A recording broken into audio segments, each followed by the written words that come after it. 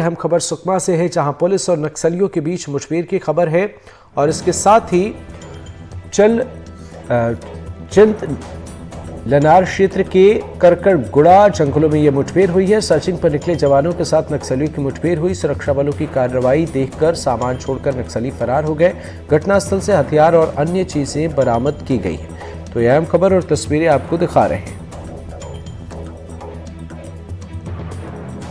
तो चिंतलनार और करकड़गुड़ा के जंगलों में मुठभेड़ की तस्वीर सुकमा से, जहां नक्सली यहां पर थे और सुरक्षा बलों के जवानों ने यहां पर एक्शन लिया है। सर्चिंग पर निकले जवानों के साथ नक्सलियों की मुठभेड़ हुई। सुरक्षा बलों ने कार्रवाई की है और जब एक्शन यहां शुरू हुआ तो नक्सली सामान छोड़कर फरार हो गए। सहयोगी सलीम शेख हमारे साथ जुड़े हुए। सलीम, क्या है अपडेट? जी, कल माओवादियों की सूचना पर चिंतलनार थाना के क्षेत्र से कोबरा डीआरजी बस्तर फाइटर्स की टीम मौके के लिए रवाना हुई थी।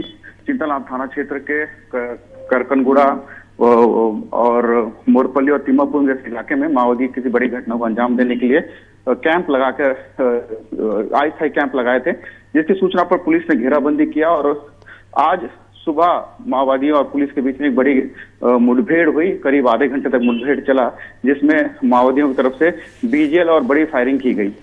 हालांकि जवानों की जवाबी कार्रवाई में माओवादियों को भरपूर जवाब दिया, जिसमें माओवादी जंगल का सहारा लेकर भागने में कामयाब हो गए। इसके बाद सुरक्षा बलों ने पूरे इलाके का सर्चिंग किया, जिसमें बड़ी मात्रा में विस्फोटक सामग्री बरामद की गई। एक भरमार बंदूक बरामद किया गया, जिसके बाद पुलिस दावा कर रही है कि मुठभेड़ में कई नक्सलियों को गोली लगी है। बिल्कुल।